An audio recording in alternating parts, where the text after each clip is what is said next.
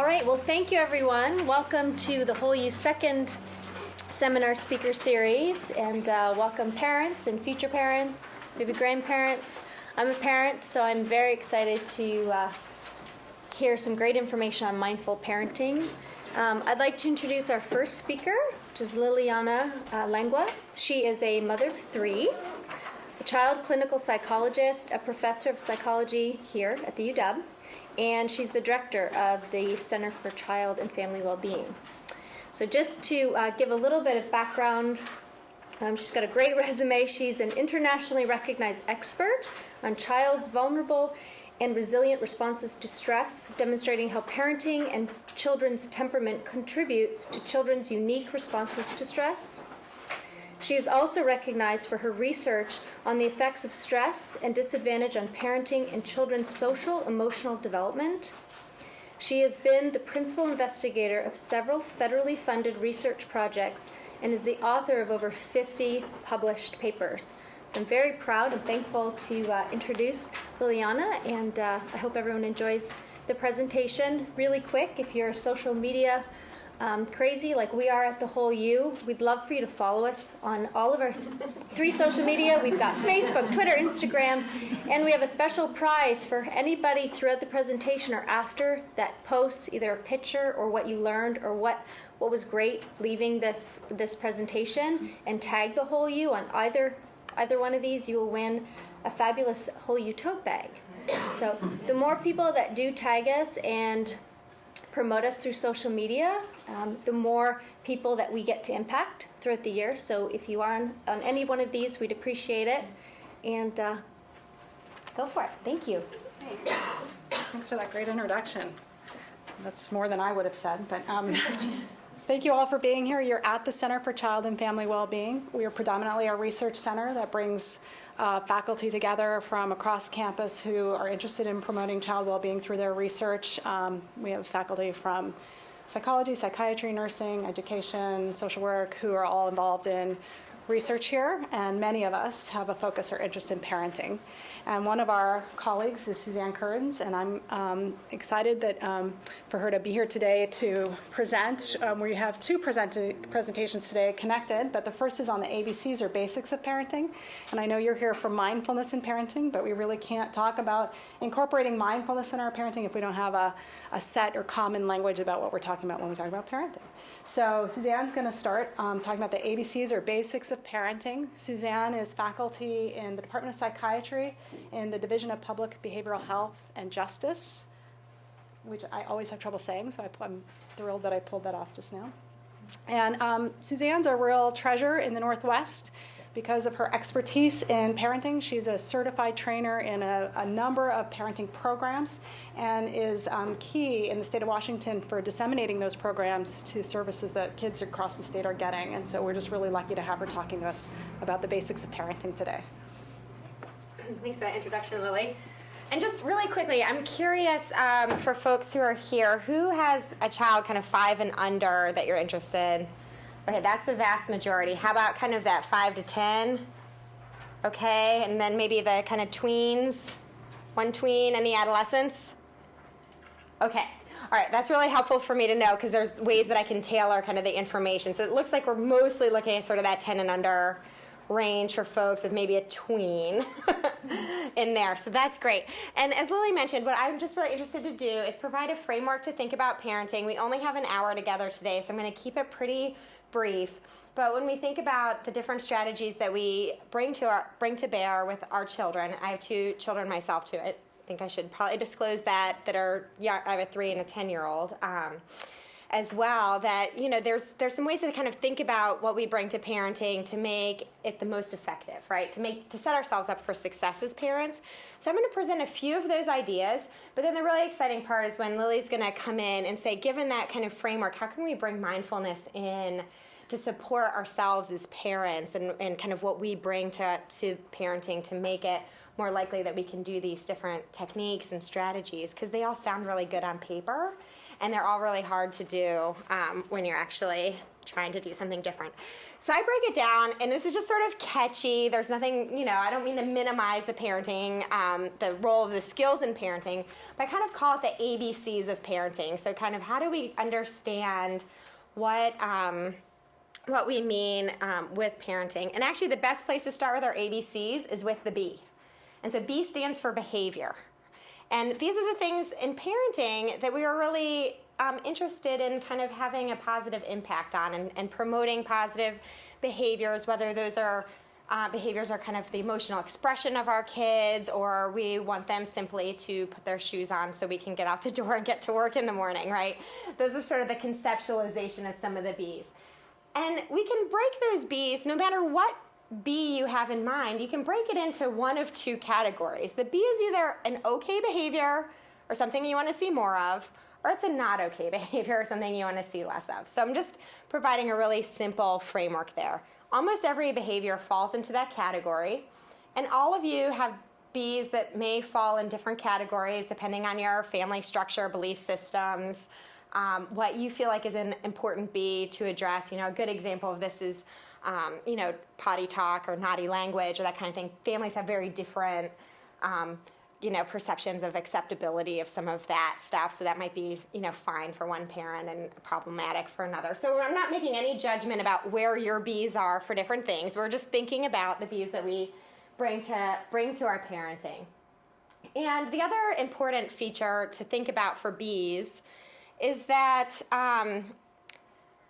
the reason that a child engages in a behavior is usually understandable if we take a step back and look at it. So it can seem like a really confusing behavior or random behavior to us as parents.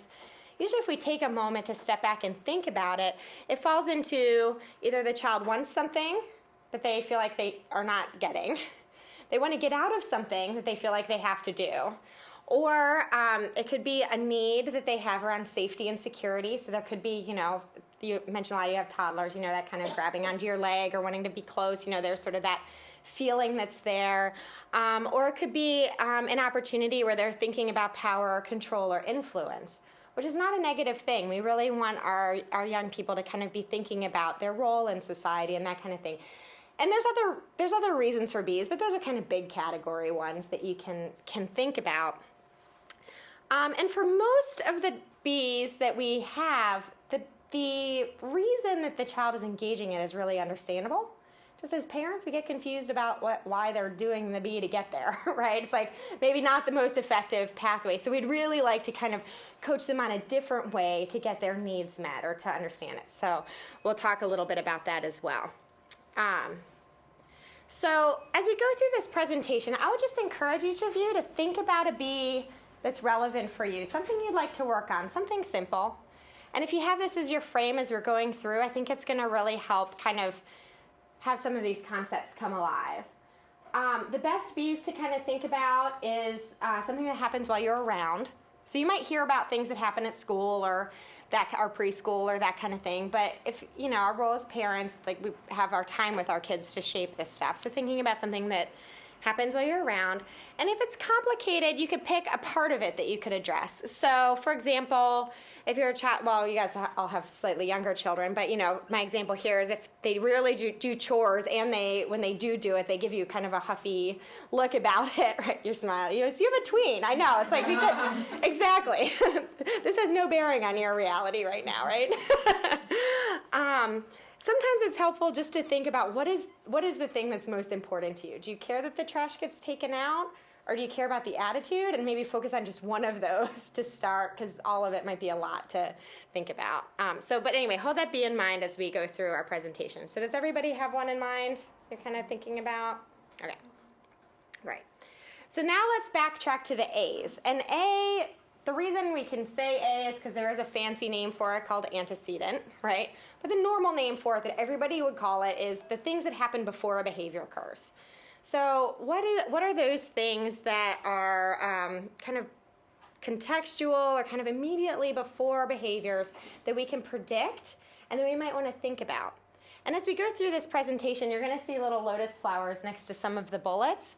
And these are things that I'm going to kind of assure you that we're going to be able to kind of dive into a little bit more as we think about mindfulness as well.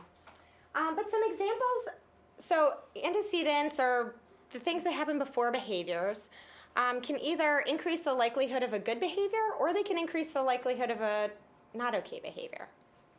So examples of A's that make okay behavior more likely, you could think about context. So how many of you have taken your toddlers to the grocery store and it's been a total disaster? Everybody? Yeah, you're all laughing. This is a universal truth of all parents, grocery store disasters. But if we think about some contextual factors that might be associated with kind of setting yourself up for success, if you're going to the grocery store at a time when your child's well fed and well rested, that they understand the expectations that are in the situation. Maybe you've had a chance to talk with them ahead of time about a couple of rules in an age-appropriate way. Maybe they've had a good experience at the grocery store before that you've complimented them on, so they know that if they have engaged in good behavior, they'll get rewarded for it. If you have just kind of a generally warm relationship with your child, those are all things that are going to make it more likely, and never guarantee, because many of you probably do a lot of these things, right? There's no guarantees in parenting. We all know that too. But they're going to make it more likely. And then you can also think about exactly some A's that happen in the moments kind of before that behavior is happening that could make okay behavior more likely. So giving a child a really clear instruction is actually super important. We as parents often give instructions in ways that can be confusing to kids, like, will you please put your shoes on? No, right? It's like, actually, that wasn't a question. I wanted you to put your shoes on. We all do this, right? That's just sort of human nature. But if we can kind of keep a mindset on, like, what is that kind of instruction looking like? Is it clear? It's time to put your shoes on. We're going to school now. Time to put your shoes on. So being really clear about what's expected of them. By the way, I should also preface, a lot of these work with spouses, too, if anybody's curious about this.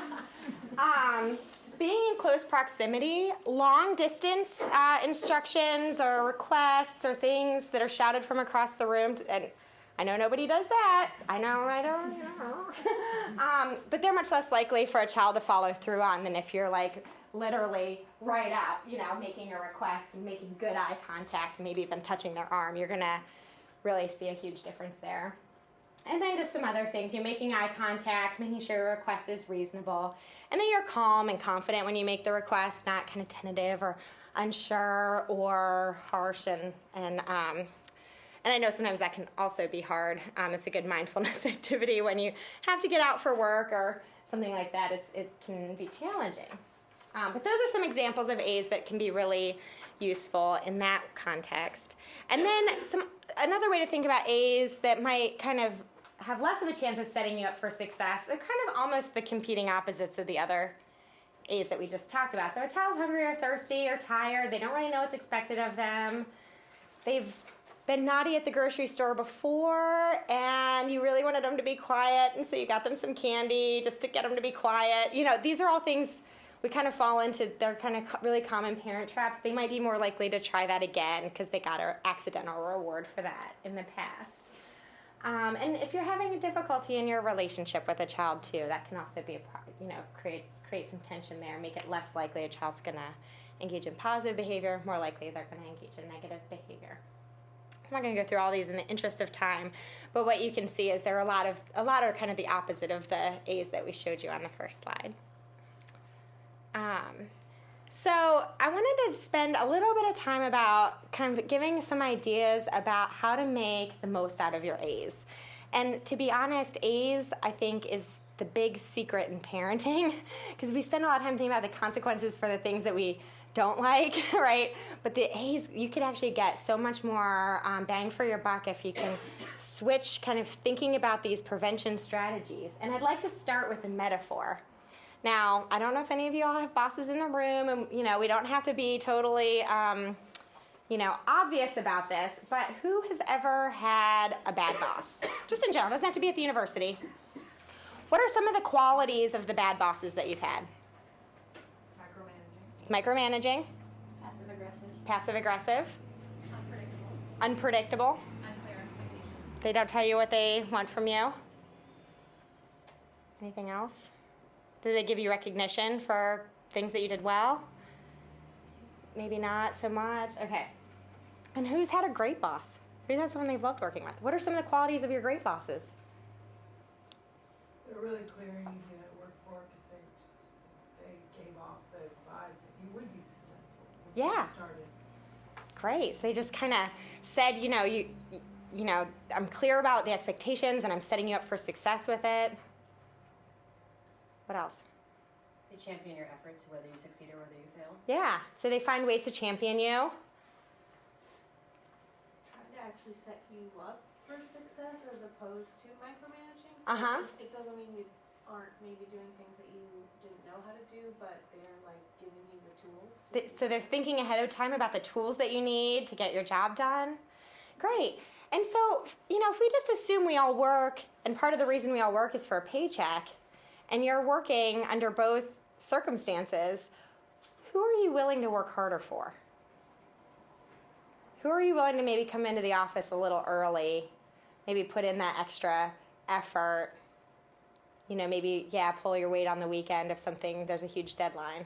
The good boss? The good boss, right? It's sort of human nature. It's sort of the same thing with kids, right? Like, we're not, and this is just a metaphor. We're not saying, it's not a direct, relationship here. But if you have like a warm, engaging relationship and those qualities that you see in a good boss that you're really willing to work harder for, it sets that stage for our children to really work harder, for us too in that parent-child relationship. And that just can be a really powerful thing for them. So one tip, and I'll spend the most time on the younger children since we actually don't have as much with the tweens and adolescents, but one thing that's really helpful is child-led time. So just setting aside 5 minutes or 10 minutes a day, doesn't have to be a big deal, maybe after dinner when there's not like a huge rush for things, but just a moment in time where your child gets to guide the play. You're not picking the play, they get to choose what they want, preferably like a non-competitive kind of game, maybe they're playing with their trains or their trucks or Play-Doh or drawing or something like this. And you just spend some time observing them and commenting on what they're doing. And during this time, you're not asking questions. You're not giving commands or telling them to do things in certain ways. You're not even offering suggestions. You're just letting them play and you're just in the moment with them. For 5 minutes a day, this builds a ton of capital for these kiddos around their willingness to kind of work, their bond with us as parents and children. For tweens, it looks just slightly different because it may end up being kind of tolerating that discussion about the video game that you don't really care about, or a book that they're reading that they're excited about but you haven't read. Sometimes, but it's just engaging in special time, right? Where they're telling you something about their life or engaging in that way. And the child is interested in. This is probably one of the single most powerful parenting strategies that is out there. Any questions about that? Okay. I'm just looking for time. The other thing about A's that's really helpful to think about is that B that you're holding in your mind.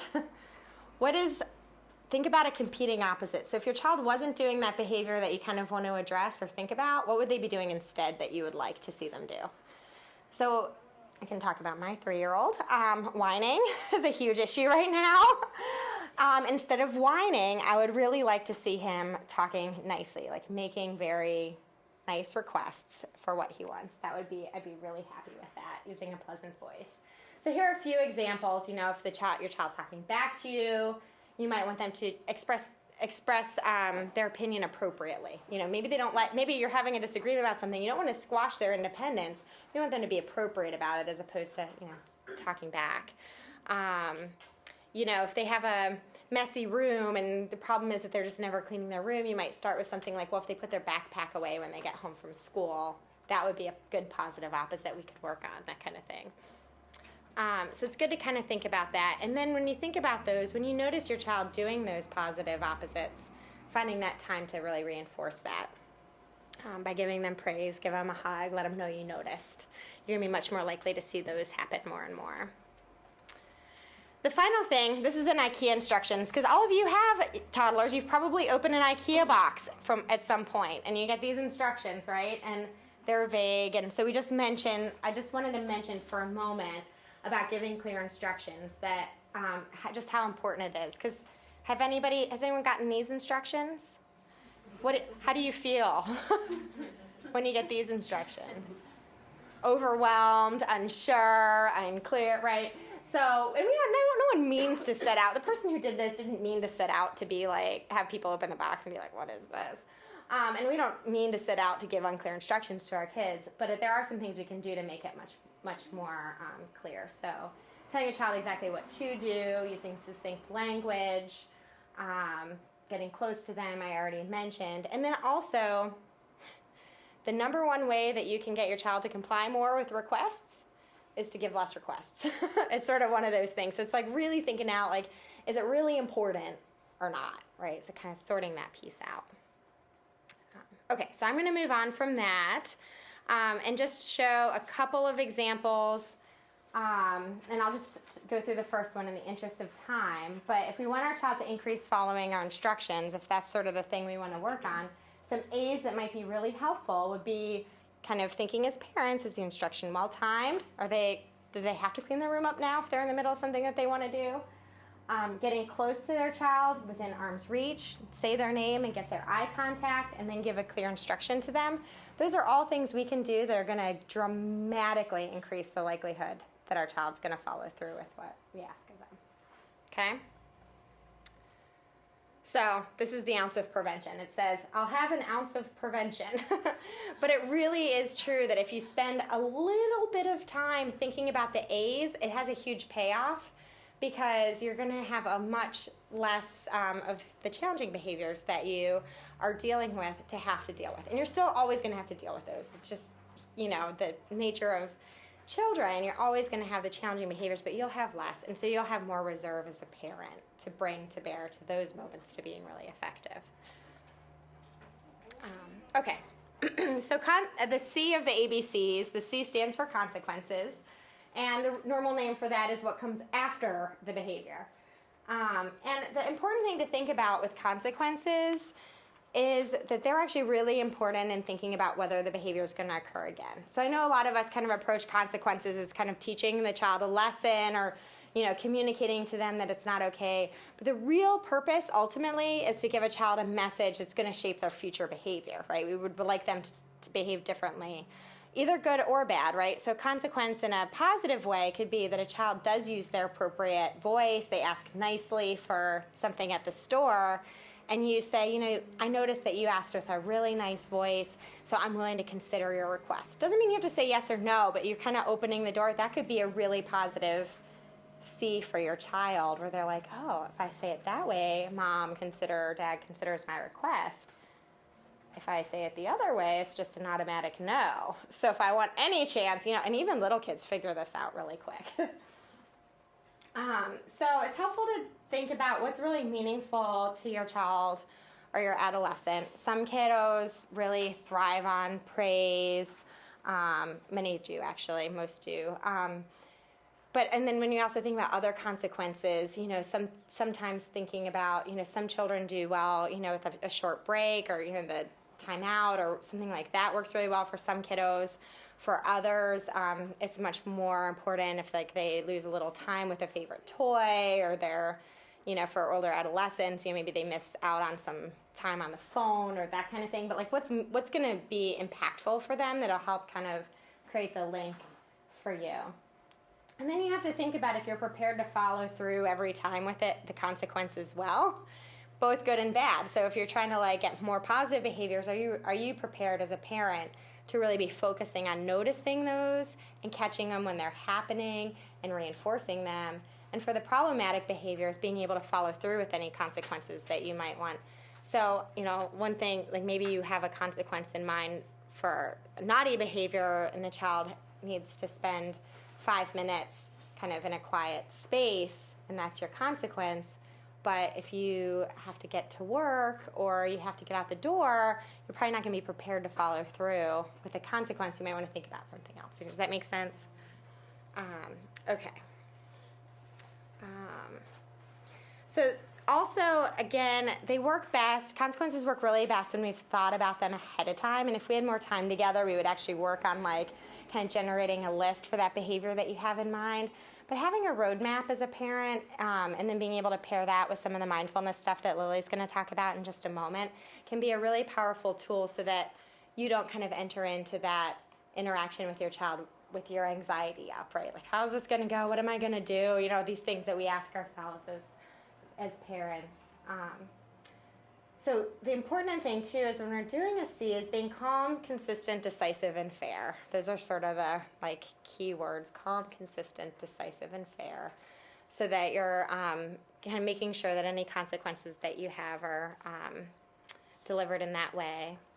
For another thing that can make consequences really powerful is if you link them directly to the behavior that's happening. So you guys mentioned toddlers going, you know, you take him for a walk. This happens with my son sometimes, and he decides he just wants to like run full force through, you know, wherever he's headed, whatever idea he has, he's like going for it. And I want him to stay close to me because it's not safe to just go run like a crazy maniac in the Seattle streets, right? So a logical consequence is actually that he has to hold my hand when we're by a busy street. That's a C. You know, sometimes I really hope that parents think creatively about C's. They don't have to be things like timeout or room or that kind of thing. A consequence can just simply be linked to that behavior. You ran away from me, so now you have to hold my hand. You were playing dangerously on the swing, so now we're going to have some time where we're playing on another toy, or we're going to sit on the bench for a minute, but I'm going to give you another chance to play safely on the swing in a moment. You know, that kind of thing. But if you can kind of link it to the behavior, that's really helpful. You know, if a tween is talking nicely to you and you're having a good conversation and stuff, you might reward them with an opportunity to have a little bit extra time on the phone with their friend. But, you know, a child does not turn off TV for dinner. They may lose TV time that evening. That can be very powerful. It's just very linked to the problem that was happening. So I encourage you to kind of think about, for that B, like, where does it happen? Like, what would be kind of a thing that I could link to it, right? Okay. And then the other really important thing for the naughty behaviors is that you don't accidentally let your C get them to get out of whatever it is that they were supposed to be doing. And this is a really common trap for parents. It's like the child won't take the garbage out, so you give them a consequence of like losing TV time or whatever, but then they never have to take the garbage out, and so they like kind of weigh the pros and cons then of like, should I take the garbage out, or should I just like lose a little bit of TV time and not have to deal with it? You know, they're smart in figuring those kinds of things out. So that's an important tip there. So an example about, you know, the instruction again, thinking about a C, if a child doesn't follow through with an instruction, you might first repeat the instruction just to make sure that it's willful disobedience, not, you know, you were unclear or something like that. And then you might send a child to a quiet time or have a little, you know, give them a break to kind of self-regulate and calm down, and then repeat the instruction again with the intention that they would follow through. That could be a C pathway.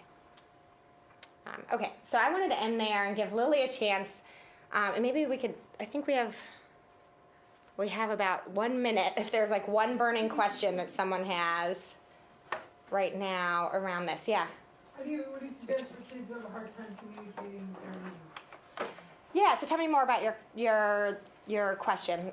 From a developmental standpoint, or just kind of in general, they get stuck kind of? Well, sometimes it's in the context, it's hard to hear what they're asking for, and they might be acting badly, but they're asking for something instead.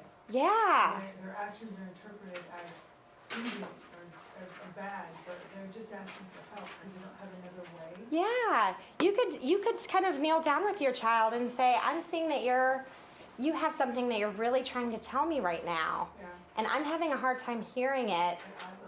At eye level with them, I'm having a hard time hearing it the way we're talking about. Can we try something different? Can you try and tell me another way? Okay. You know, and just kind of give them, and you're calm, Yeah. right? Because they're kind of worked up. You're calm, and you're just suggesting, this is what's happening right now, and I'm really eager to figure this out. Okay. That might be a really helpful tool. Thanks. And I think sometimes that slowing down, just, you know, kind of having that eye contact can make a huge difference. Thanks. Okay. Thanks. Suzanne will still be here at the end if there are more questions for us. And I'm going to get started. And if we run right up to 1 o'clock, I would understand if people need to start leaving. Please don't worry about that. And I'm happy to stay here afterwards and answer questions if people can stay. So I'm going to now talk a little bit about how we can incorporate some mindfulness practices into our parenting.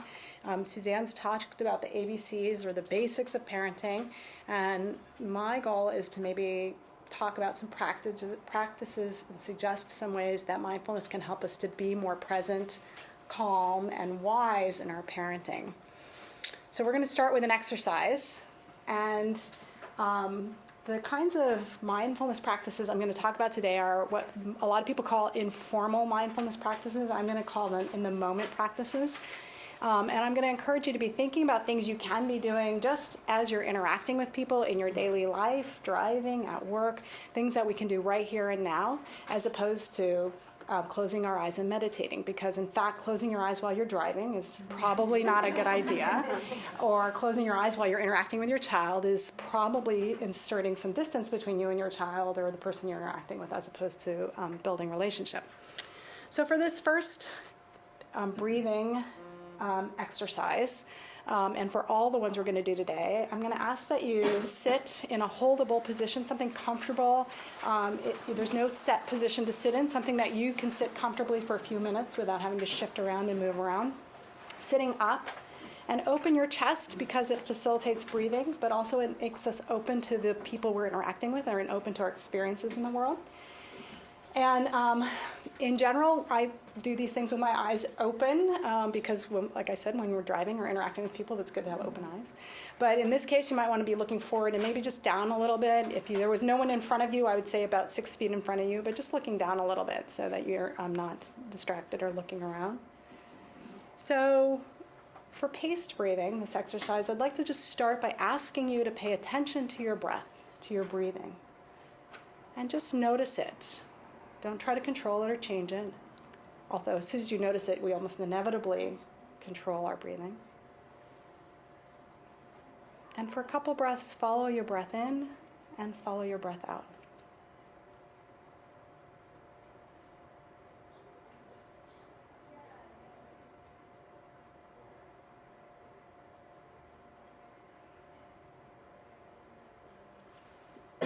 And with the next couple breaths that you follow, count how many seconds you breathe in and count how many seconds you breathe out. Just count breathing in and breathing out.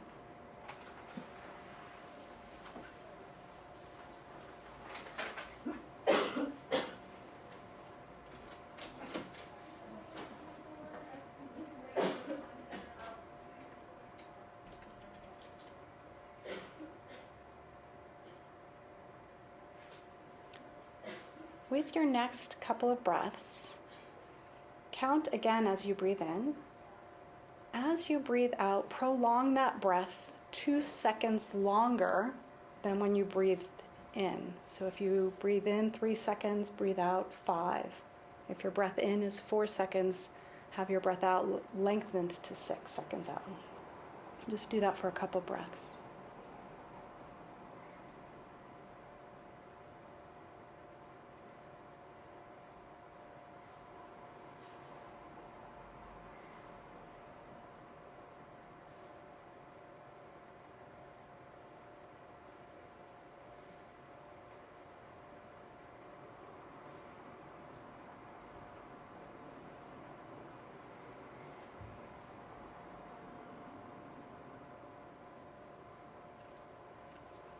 So that kind of breathing, sometimes called pace breathing, can be effective. It's not helpful for everyone, but it can be effective for two goals.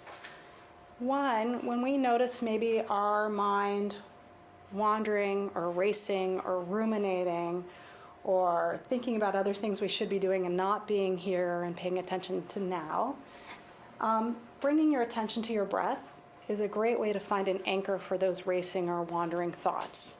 So just noticing your breath and following your breath in and out for a few breaths is a great way to anchor or bring your attention to the moment. With the paced breathing, with breathing out longer than you breathe in, we actually overall decelerate or reduce our heart rate. It's a way that is effective in calming down. It doesn't work for everybody. It can help in calming down. So when we breathe in, this is true for everybody. When you breathe in, your heart rate accelerates. When you breathe out, your heart rate decelerates. So if on average you're breathing out a little longer, you're slowing down your heart rate. And I do this all the time in my physicals every year, or whenever I go, is I practice this as they're taking my blood pressure and heart rate. I know I shouldn't because it makes me look much more healthy than I am, but try it sometime. Well, when they're taking your heart rate, just take a big breath in and slowly breathe out, and you'll look a lot healthier than you are. Okay, so what Suzanne was just talking about, the ABCs of parenting, are based on over 50 years of parenting research that has really boiled down to us understanding that if we're going to promote positive adjustment or well-being in our kids, we can focus on these 3 parenting behaviors: warmth, responsiveness, and consistency. Parenting that is characterized by warmth, which includes being accepting and having enjoyment of your child and showing them positive emotions or love. Responsiveness, which means being able to see your child's cues and recognize when those cues are asking for an intervention or a response from you, and having that response be related to your child's cues, contingent on those cues. And consistency, that is when we have very clear expectations for our kids and we are consistently reinforcing them for engaging in those expectations, like Suzanne was talking about, or where we might be consistently having negative consequences for when they're not meeting our expectations or rules. So it's not a mystery. There's tons of research that says this is what is effective parenting. And so when I think about mindfulness in parenting, I think about it a little differently than maybe people whose focus is mindfulness in parenting. And that is, I think of mindfulness as a way of supporting these parenting behaviors, as a way of making it more likely we'll actually be warm, responsive, and consistent. Because we know, even if we know those are the things we're supposed to do, I know that. I've done research in this area for 20 years. I'm not like that all the time. I'm just as likely to yell at my kids or be inconsistent or any of those things when I'm tired, when I'm stressed, when I've had a rough day, or when my kid has pushed that one button one too many times, right? So I know these things and still don't do them all the time, and I believe mindfulness can help us be more likely to do the things we know are effective. In fact, there's little or no research evidence that mindfulness in itself makes us more effective parents. There's just no research on that. That doesn't mean it's not the case. We just don't know that yet. And yet, mindfulness has really taken off as something that's going to make us better parents, right? So what I'd like to encourage you to be thinking about is what is mindfulness doing? It's supporting our ability to be warm, responsive, and consistent. If we can do that, then I think we are being more effective. Mindfulness can help us be more tuned in and aware in the moment of our children's cues. It can help us be more aware of ourselves, our own emotional reactions in a situation. It can help us to be more present and engage in interacting in the moment with our children. It can help us make more wise-minded decisions. And as Suzanne was pointing out, how important it is to be calm, consistent, steady. Mindfulness might support those approaches to interacting with our kids. So the goal of mindfulness is to support being warm, responsive, and consistent, in my mind. What is mindfulness? I'll start with the dictionary definition, because I think this is the common use of the term, but it would not be bad if, as parents, we were more attentive, aware, careful, and intentional. And you're hearing people use this term more and more, both in a colloquial sense and in a formal sense. It's much more of a British word, right? If you know people from England, they use, I'm mindful of the time, or, right? President Obama says it. But it wouldn't be bad if we were more attentive, aware, careful, and intentional in our parenting. In fact, from a contemplative perspective, mindfulness has a more specific definition. This is a definition from Jon Kabat-Zinn. From a contemplative tradition, mindfulness means paying attention in a particular way. Paying attention on purpose with an intention to be in the moment, to be present in the moment, to be bringing our full attention, our full faculties, and all our senses to that moment. And doing so non-judgmentally, observing, just to observe without an evaluation, a criticism, a judgment, non-judgmentally. This is the formal definition of mindfulness from a contemplative perspective. And it's really clear that the optimal way to achieving this type of attention, this mindful attention, is through adopting a contemplative practice, a meditation practice, a mindfulness practice. And the guidelines that kind of go along with programs like mindfulness-based stress reduction programs is like a roughly 30 minutes practice a day, 20 to 40 minutes. Well, as a parent with 3 kids, I hear that, I'm like, I'm already overwhelmed. Right? I'm supposed to exercise vigorously 30 minutes a day. That's not happening. I'm supposed to spend, Suzanne gave you guys a break. She said 5 minutes. I say no less than 10 minutes. And if you have 3 kids, that's 30 minutes a day with my kids.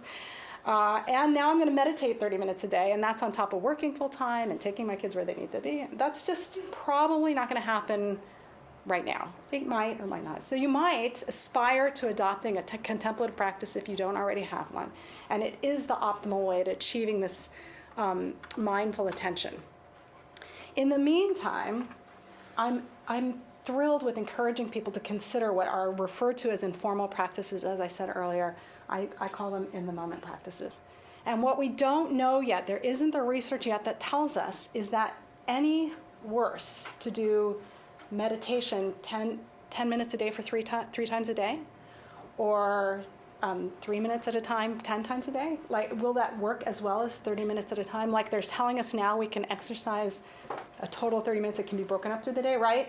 So maybe it's as good. We don't know yet.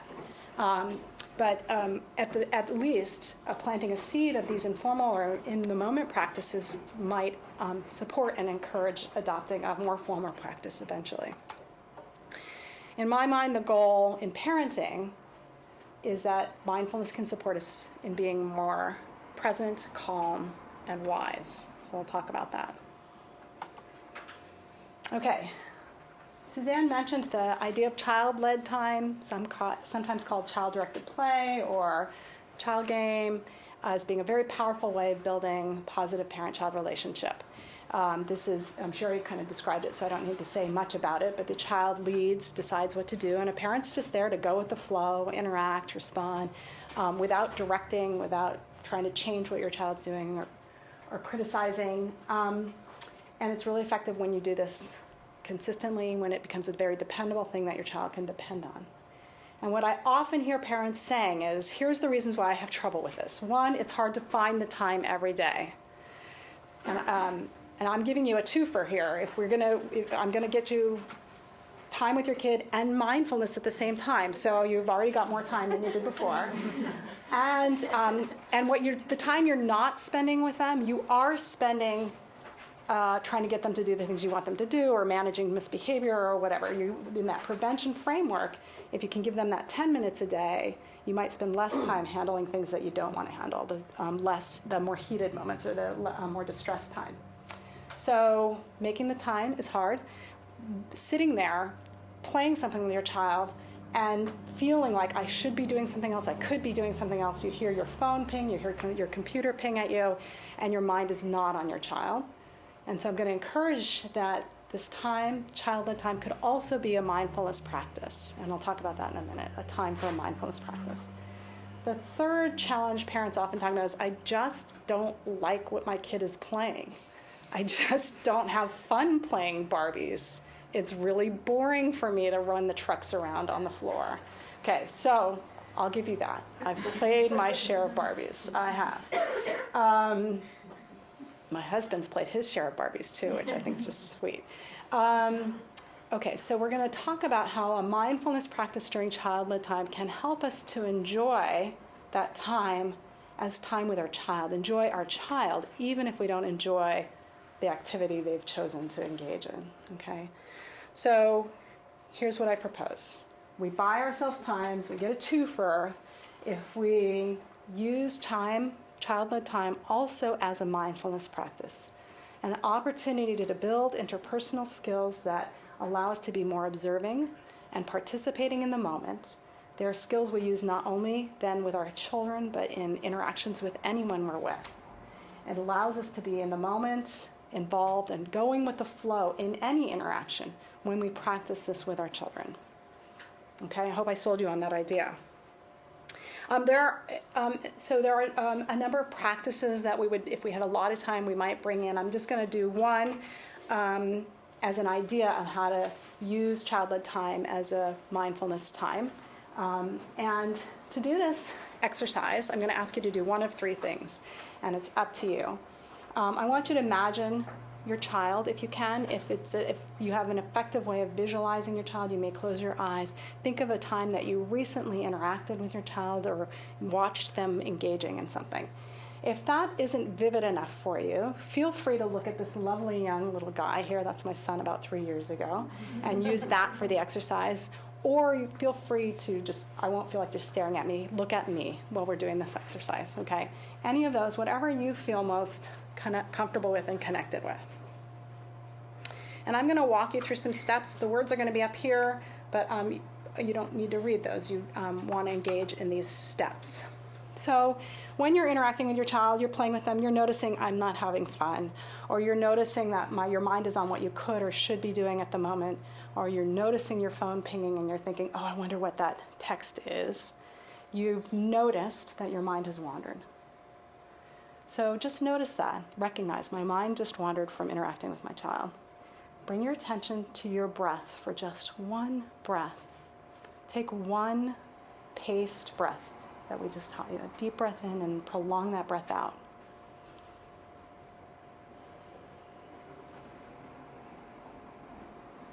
Now bring your attention to your child. Notice your child's eyes.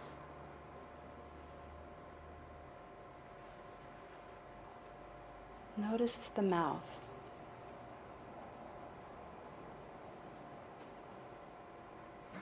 Notice your child's face.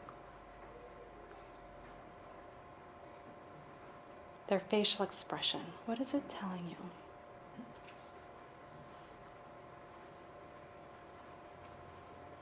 Notice your child's hands, their fingers, what they're doing.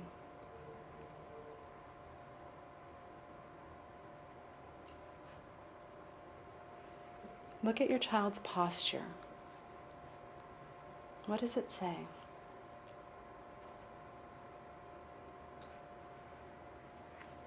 Notice what your child is saying, the tone of his or her voice, the ideas that are clever or silly. Enjoy that these are coming from your child. He's generating these. She made that great observation.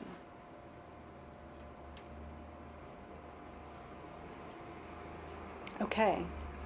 So what then at that point you would use that, you've anchored your attention back on your child and go on with the interaction. And then you might notice your mind wandered again, and you would just do that again and walk through those steps to reconnect with the moment, with your child. So in this child-led time, we've asked you to be consistent. We've already said that. When your mind is wandering, you can use this noticing exercise to bring your attention back. And it's not by accident I'm asking you to look at facial expression, eyes, lips, those things, because those are our window into our children's state of mind, their emotion or their thoughts many times. And when we practice that, when we practice cueing into our child's face and their eyes, we're also practicing a skill that we can use when things are heated, when they're distressed, when you're upset, in those situations that are more challenging that Suzanne was talking about, where that A and B, the preventive efforts didn't work, and now you're in a heated or difficult situation. The idea of going with the flow is just being able to follow your child's lead and enjoy being in that moment and connecting with that enjoyment with your child, even if you don't love playing Barbies. Okay, and all of these skills are things that we're practicing, just like you would be exercising and building up and running to get ready for a marathon or something. You're practicing skills and building them up for the more difficult situations that are sure to come. Okay, and we've talked about building consistencies. I don't even need to really talk about this. We talked about providing clear expectations, the conditions for success, reinforcing expected behaviors, consequences for problem behaviors, and even with a plan in place, we know that there are times where it all falls apart. Again, either because your child did that one thing that sends you over the edge, or you came home with that one extra straw of stress that broke your back and your patience, your tolerance, right? So we know that there are breakdowns in these plans. And here's where mindfulness strategies or practices can help us to insert a moment, insert a space between our reaction and our response to our child. If we have this little moment to have a response that is not completely driven by an emotional reaction or in the moment, or like an immediate impulsive reaction, we are more likely to respond in a calm and wise way. So there are, again, a lot of tools and strategies for that in the moment calming down. I'm just going to introduce one of them, but there are a whole handful of them with the goal of engaging in those interactions in a calm and effective way. So I'll just teach you this idea of stop. Stop is an acronym for stop. So you're about to do something, stop. Take 2 or 3 breaths. I encourage you to take paced breaths. Again, if they work for you, they are likely to make you a little bit more soothed and calm in the situation. And while you're taking those paced breaths, observe. Use that noticing exercise to see what is your child, what are they showing you right now? What are they telling you with their look on their face, their posture? And observe yourself. What is driving your reaction right now? Are you enraged? Are you angry? What can you just notice your own response? And then hopefully with this space you may make a choice about proceeding more effectively. And we're going to talk about wise mind in just a second that help us proceed more effectively. Another great acronym I learned recently is WAIT, and I need this one. I'm very verbal with my kids. WAIT, why am I talking?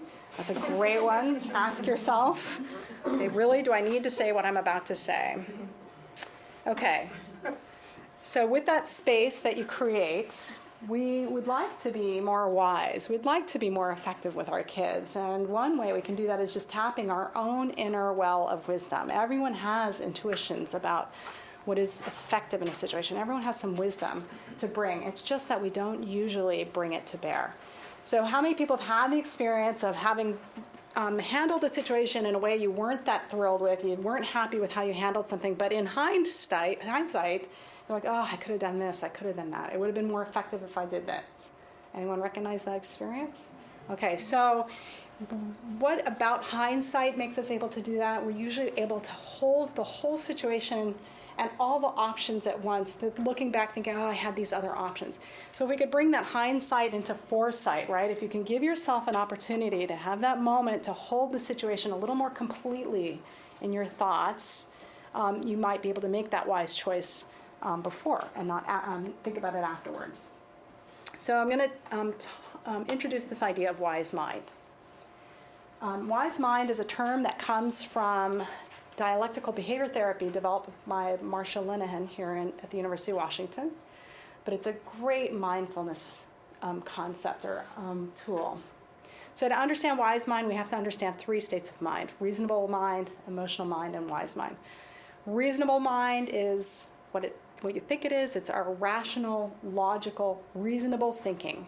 Incredibly effective at planning for trips or planning outings or solving problems at work. Handling your finances, right? Very effective. It loses its effectiveness when we don't consider a person's values in a situation or their emotions or how we are affecting other people. It lacks compassion. So we think about how Spock is depicted in the Star Trek as making all these really logical decisions that lack compassion, right? Or a computer algorithm that might come up with the right answer but not a compassionate one. On the other hand, there's emotional mind. And there's a place for making choices from emotion mind, too, a place where passionate decisions are important, right? Where it's driven by our motives, our hungers, our desires, our emotions. If we only make those choices, in some situations, we'll be making bad choices. So the idea of wise mind is that balance of reasonable mind and emotional mind, that middle way, that's always there. Many options before us if we take the moment to observe our rational and our emotional minds and sit without judgment for just a moment and allow a middle way to emerge. And really, that's the wisdom inside you emerging. Okay, it takes a lot of practice to use wise mind. You can imagine this is not easy to do. But with practice, you can access that wise mind in difficult situations. So I'm going to give you an exercise for accessing wise mind, another breathing exercise. And what I want you to do when you think about this exercise is to be thinking about, you don't have to think about it now, but when you try this, think about a challenging situation or something that you're really struggling with an answer to, something with your child that's been puzzling you how to handle, and hold that. Okay, so when we think about wise mind, we're talking about, or practice for getting into wise mind is dropping into the pauses. What pauses? Okay, well, picture the last time you took your kid to a park and you took them on a swing, or last time you were on a swing, or next time you're on a swing, notice. When a swing swings forward, just before it comes back, it stops for a moment. And then on the way back, it comes up, and just before it turns back, it stops for a moment. That swing, pause is present in our breath as well. So when you breathe and you notice as you breathe in, at the very top of your breath is a slight pause. And in that pause, it's like the eye of a storm. There's a quiet stillness that you can sit in or drop into for a moment. And on your breath down, there's another pause. At the bottom of that breath out, there's another pause, a quiet stillness that you can drop into. So I'm going to ask you to just take a few breaths where you notice that pause or that stillness at the top of your breath and at the bottom of your breath.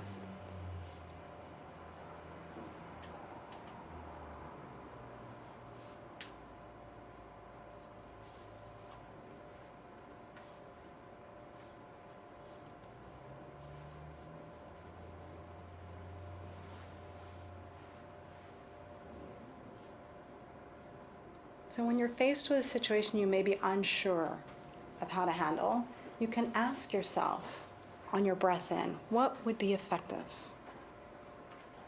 And take a couple breaths where you just sit in that pause.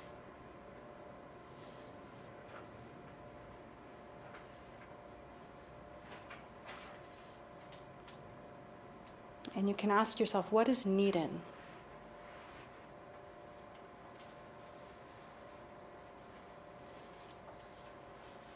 Okay, and when we do that, it's not magic. We're not accessing some mystical thing. You're creating a pause, a moment to let your wisdom, your intuition, your gut feeling direct what you do, guide your next choice. Okay, so when we think about wise mind, we're practicing being effective versus being right or winning the situation or being vindictive or getting our way, right? Being effective, what do we want? Like the be, what is that behavior you want to see in your child? What would be effective? And when you do that breathing exercise, and there's others for checking, getting into your inner wisdom, you can ask yourself, what does my child need right now? What will be effective? And what I use to guide that choice for me is I ask myself, how can I be warm, responsive, and consistent in this moment? And help guide that choice for that particular situation.